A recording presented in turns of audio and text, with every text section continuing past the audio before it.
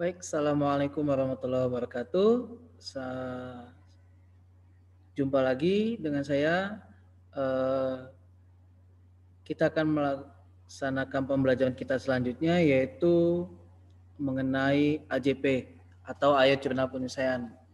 Di mana kalian sebelumnya kan sudah mempelajari tentang apa itu, tentang laporan keuangan, di mana laporan keuangan nanti itu ada 3 definisi, yaitu ada laba rugi, ada perubahan modal, dan ada neraca. Lalu selanjutnya kalian mempelajari tentang buku besar atau bisa juga dinamakan itu adalah posting.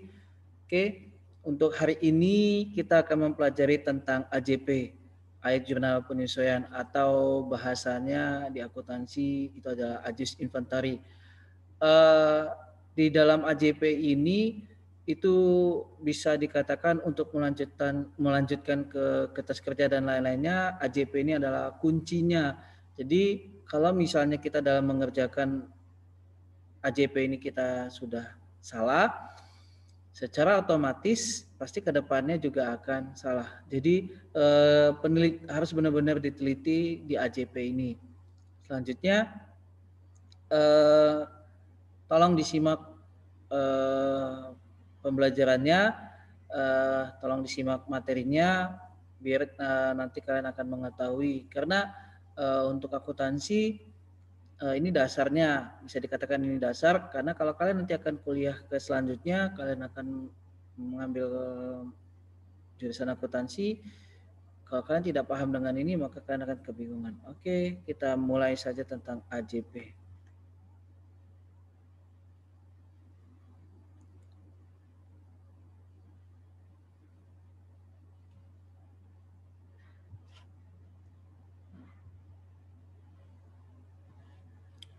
AJP atau Ajus Jurnal Penyelesaian atau Ajus Journal Entry. Ini materi kita. Mengapa perlu penyesuaian? Yang pertama kita bahas dulu mengapa kita perlu penyesuaian. Jumlah angka pada setiap rekening yang terdapat di neraca saldo terkadang itu tidak semua menunjukkan jumlah yang seharusnya. Gitu. Atau terkadang kita lupa untuk mencatat, intinya di situ. Penyesuaian angka-angka tersebut dapat dilakukan dengan terlebih dahulu menyusun jurnal penyesuaian berdasarkan data yang disediakan. Tahapan berikutnya adalah penyesuaian dengan bantuan daftar yang disebut neraca lajur atau worksheet, atau bahasanya juga adalah kertas kerja.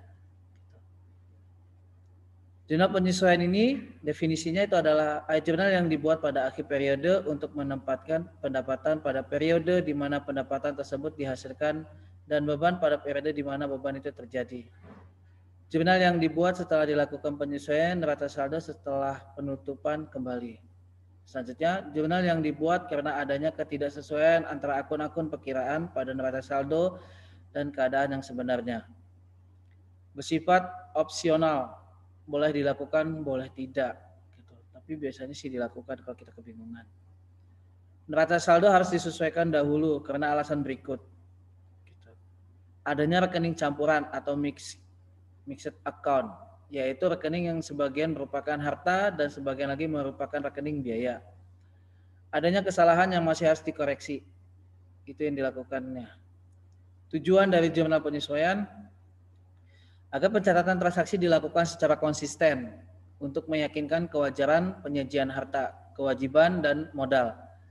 Menjaga konsistensi dengan buku pedoman akuntansi berkaitan dengan pos-pos transitoris. Menghindari kesalahan atau kerepotan berkaitan dengan pos-pos antisipasi. Jurnal penyesuaian disusun berdasarkan data dari neraca saldo dan data penyesuaian akhir periode. Dilakukan pada hari pertama pada periode berikutnya. Ini contohnya. Perusahaan itu melakukan penutupan buku dan penyesuaian laporan keuangan periode 31 Desember 2009. Maka jurnal penyesuaian kembali dibuat pada tanggal 1 Januari 2010. Akun-akun yang perlu disesuaikan gitu. Jadi ada 7 akun yang harus disesuaikan. Yang pertama, biaya yang masih harus dibayar. Yang kedua, pendapatan yang masih harus diterima. Yang ketiga, biaya-biaya yang perlu dibayar atau yang dibayar lebih dahulu. Yang keempat, pendapatan yang diterima lebih dahulu. Yang kelima, penyusutan bangunan, mesin-mesin, dan lain-lain. Yang keenam, pemakaian perlengkapan office supply dan store supplies. Oke, ini office supplies itu maksudnya perlengkapan kantor atau perlengkapan toko. 7, kemungkinan piutang tidak dapat tertagih. Oke, tapi sebelumnya itu jangan lupa agar like, komen, dan subscribe channel ini. Karena untuk mensubscribe-nya itu tidak dikenakan biaya. Tinggal klik yang tanda tombol subscribe dan tanda tombol like kayak gini. Oke, kita lanjut. Akun yang perlu penyesuaian itu ada 7 akun yang harus yang perlu penyesuaian. Tadi kan 7 yang harus disesuaikan juga. Pertama adalah perlengkapan atau supplies. Yang kedua beban dibayar di muka, prepaid expense. Yang ketiga itu adalah pendapatan diterima di muka, deferred income. 4, pendapatan yang masih harus diterima, accrued income. 5, beban yang masih harus dibayar, accrued expense. 6, penyusutan aktiva tetap, depreciation. 7, penyediaan barang dagang, merchandise inventory. Ini kalau kita sudah nanti masuk ke perusahaan dagang, tapi nggak apa-apa kita sisipkan. Oke, beban dibayar di muka.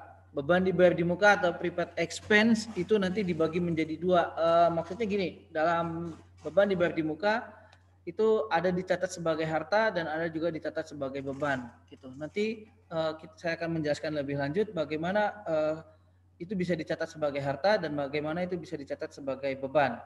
Oke, kita lanjut dulu.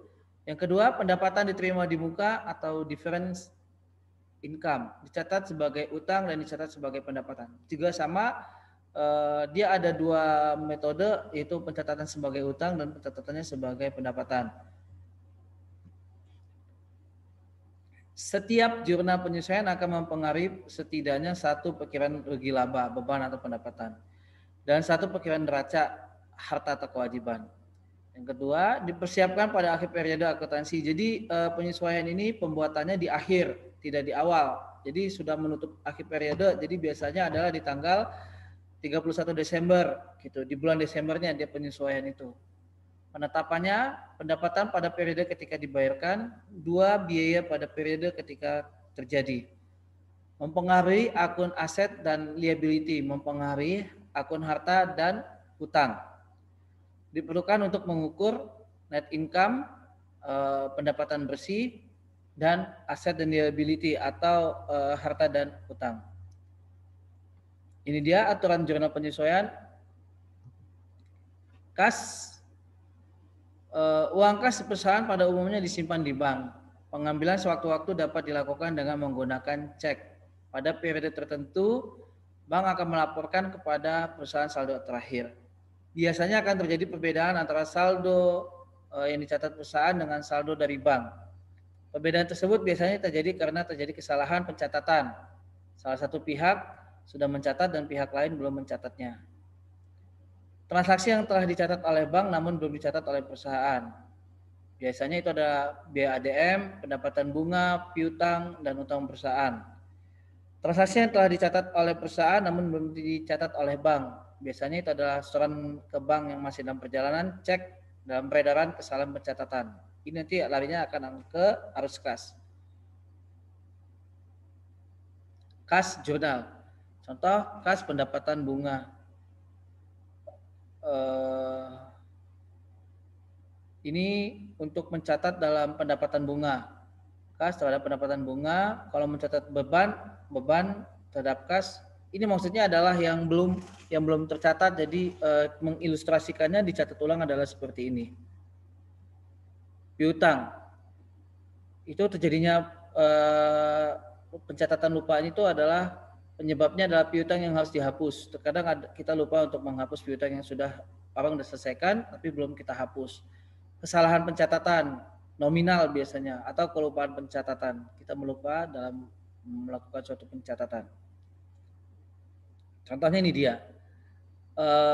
Mencatat penghapusan piutang pendekatan tidak langsung. Jadi jurnalnya di situ adalah beban kerugian piutang terhadap cadangan kerugian piutang. Yang kedua, mencatat penghapusan piutang pendekatan langsung, beban kerugian piutang terhadap piutang usaha. Mencatat pelunasan piutang yang belum tercatat, kas terhadap piutang usaha. Di sini beban dibayar di muka. Pembayarannya di muka atas biaya-biaya. Dicatat sebagai aktiva. Jurnal penyesuaian mencatat sejumlah uang yang digunakan sebagai biaya. Contoh pendekatan harga yang tadi ya. Yang tadi contohnya ini dia. Dibayar iklan untuk 10 kali penerbitan sebesar 90.000 pada tanggal 12 Januari. Iklan yang telah menjadi beban bulan ini adalah 2 kali. Sehingga beban iklan untuk bulan ini adalah berapa? Gitu kan? Oke. Tandanya kan 2 kali dikali 2 per 10, karena dia 10 kali kan, 2 per 10 kali 90, hasilnya 18.000. Tanggal 12 Januari, kita mencatatnya dulu di awal yaitu mencatat iklan untuk 10 kali penerbitan. Iklan dibayar di muka sebesar 90.000, yaitu adalah 10 kali penerbitan. Lalu ini mencatat penyesuaian. Yang pertama ada beban iklan terhadap iklan dibayar di muka. Itu adalah 18.000, yang mana dia di sini ya ini menggunakan pendekatan harta. Jadi yang dipakai yang menjadi beban atau yang digunakan. Oke, kalau menggunakan pendekatan beban atau pendekatan laba rugi adalah yang belum dipakainya, gitu. Bagaimana kita melihat kita menggunakan pendekatan beban atau pendekatan harta? Oke, langkahnya itu adalah kalau kalian melihat di neraca saldo, kalian lihat saja akun itu termasuk akun harta atau akun beban. Contohnya begini, kayak ini kan adalah dia iklan dibayar di muka. Iklan dibayar di muka. Kalau kalian melihat di dalam neraca saldo nanti, di soal awalnya di neraca saldo, itu adanya adalah akun iklan dibayar di muka, maka kalian menggunakan pendekatan harta. Gitu. Pendekatan harta adalah yang sudah terpakai, gitu. Kan yang di sini adalah yang sudah terpakai 2. Jadi langsung 2 dikalikan, gitu. Tapi kalau misalnya kalian di dalam neraca saldo itu dia adanya beban iklan,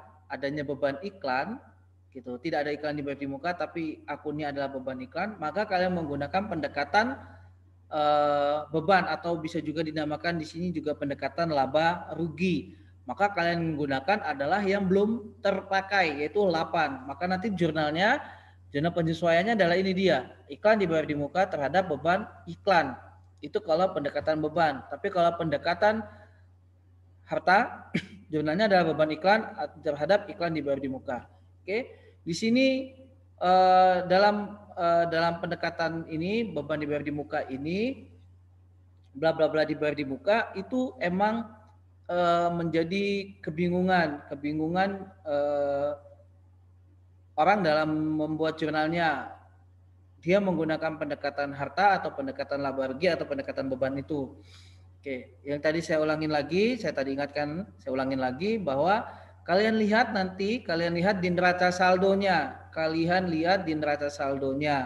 Akunnya di situ akun apa? Contohnya akunnya yang ada cuma akun iklan dibayar di muka, gitu. Kalau misalnya di situ ada akun iklan dibayar di muka, maka sudah pasti kalian akan menggunakan pendekatan harta. Gitu. Tapi kalau di situ akunnya cuma hanya ada akun beban iklan, maka kalian menggunakan pendekatan laba rugi atau pendekatan beban tadi. Oke. Ya, apakah akan muncul 2 akun? Misalnya ada iklan dibayar di muka dan beban iklan? Tidak, karena dia akan salah satunya saja yang akan terlihat, iklan dibayar di muka atau beban iklan. Oke, itu ya. Yang selanjutnya untuk pencatatan kedua yaitu adalah perlengkapan. Diketahui saldo perlengkapan salon pada neraca saldo adalah 293. Penyesuaiannya perlengkapan yang tersisa pada 31 Januari adalah 45.000. Sehingga perlengkapan yang dipakai bulan ini atau beban perlengkapannya adalah 293 dikurangi 45.000. Jadi hasilnya 248. Oke. Jurnalnya di sini adalah pengurangan beban perlengkapan terhadap perlengkapan salon 248 atau debitnya 248.000 dan kreditnya 248.000. Oke, di dalam perlengkapan juga hampir sama saja. Terkadang kita kebingungan, ada juga yang kebingungan karena di dalam perlengkapan itu bisa langsung kita menggunakan 45.000 atau kita menggunakannya yang dikurangi. Contohnya adalah kalian melihat soalnya. Jadi di soalnya itu dia tertulisnya apa? Di sini kan tertulisnya perlengkapan yang tersisa. Tandanya yang tersisa yang sudah habis pakainya berapa? Itu yang disesuaikan gitu loh. Karena kita hanya mencatat yang ini gitu. Kita tidak mengetahui yang sudah habis pakainya berapa. Maka itu yang kita tulis gitu. Jadi 248 terjadi pengurangan atau selisih. Nah, ada juga yang langsung kita menggunakan. Contohnya misalnya perlengkapan yang habis pakai. Tulisannya di sini adalah perlengkapan yang habis pakai 45.000. Maka kita tidak usah lagi langsung dikurangkan antara saldo yang di neraca saldo dengan dikurangin ini. Kita langsung aja memasukkan adalah 45.000 ini. Karena di soal itu nanti ada tulisannya perlengkapan yang habis pakai gitu ya. Jadi diingat kalau ada tulisan perlengkapan yang habis pakai atau BHP bisa dinamakan gitu, itu langsung aja kalian masukkan nominalnya, tidak usah terjadikan selisih. Ya. Tetapi kalau misalnya di situ tulisannya di soalnya adalah perlengkapan yang tersisa, maka kalian baru meselisihkan terjadinya pengurangan antara saldo yang ada di neraca saldo dengan yang ada di penyesuaian. Oke. Untuk depresiasi atau penyusutan ada dua. Plan aset itu adalah aset yang berwujud dan berumur panjang yang digunakan dalam operasi bisnis. Oke, yang menjadi biasanya depresiasi ini adalah akun-akun yang bersifat harta dan dia adalah akun tetap atau harta tetap. Gitu. Penyusutan tetap. Oke. Contohnya ini dia. Peralatan salon penyusutannya ditetapkan 12% per tahun. Saldonya adalah 2.200.000. Jadi langsung aja 12% dikalikan 2.200.000. Dikalikan per tahun, tandanya 12 bulan kan 1/12. Jadi 12% dikalikan 1/12 dikalikan 2.200.000, maka hasilnya adalah 22.000 gitu. Jadi di sini beban penyusutan peralatan terhadap akumulasi penyusutan peralatan. Accrued expense merupakan beban yang masih harus dibayar. Merupakan lawan kebalikan dari biaya yang dibayar di muka. Tadi itu beban yang masih harus dibayar merupakan jumlah beban yang menurut waktunya harus diakui atau ditanggung sebagai beban pada periode akuntansi yang bersangkutan. Namun, karena alasan-alasan tertentu, pembayaran beban tersebut belum dilakukan. Beban tersebut merupakan utang bagi perusahaan. Contohnya gini, accrued expense. Diketahui perusahaan belum membayar gaji sebesar 90.000, maka jurnalnya penyesuaian itu adalah beban gaji terhadap utang gaji. Pendapatan diterima di muka. Terkadang pelanggan memberikan pembayaran terlebih dahulu pada jasanya sebelum diberikan oleh perusahaan. Contoh, sewa selama 3 bulan sebesar 360.000 diterima pada tanggal 1 Januari. Pada tanggal 31 Januari hanya 120.000 yang dapat dibukukan sebagai berikut. Kalau menggunakan pendekatan ini adalah kas terhadap sewa dibayar di muka kan hasilnya adalah 360.000. Tetapi untuk penyesuaiannya itu adalah sewa diterima di muka terhadap pendapatan sewa sebesar 120.000. Pendapatan tersebut terkadang langsung diakui sebagai pendapatan. Penjelasan di atas adalah pendekatan kas sehingga sewa diterima di muka gitu. Kalau misalnya tidak menggunakan pendekatan kas, maka dia beda lagi, yaitu adalah pendapatan sewa terhadap sewa diterima di muka. Gitu. Ringkasannya ini dia. prepaid expense. Ya, beban perlengkapan itu adalah debitnya beban, kreditnya adalah harta. Depreciation atau penyusutan, debitnya adalah beban, maka kreditnya adalah akumulasi penyusutan. Accrued expense tadi beban utang, debitnya adalah beban, kreditnya adalah utang. Accrued revenue pendapatan utang, debitnya adalah aset, kreditnya adalah pendapatan. Itu dia. Persediaan perlengkapan. Nah, ini dia contoh yang tadi.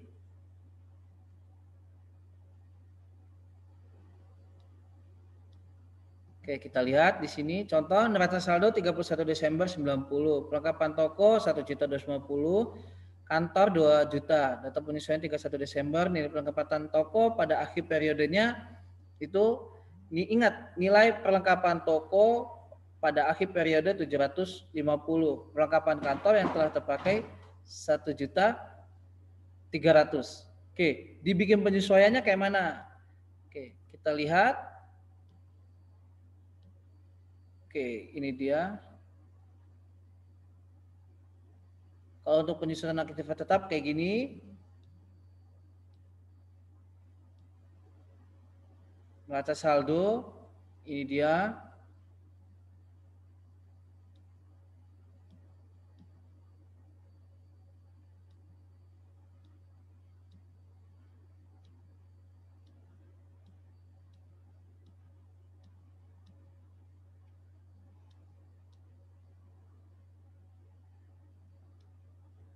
Ya, di sini di soal ini adalah soal di mana kalian membuat, coba kalian bikin ini soalnya persediaan perlengkapan.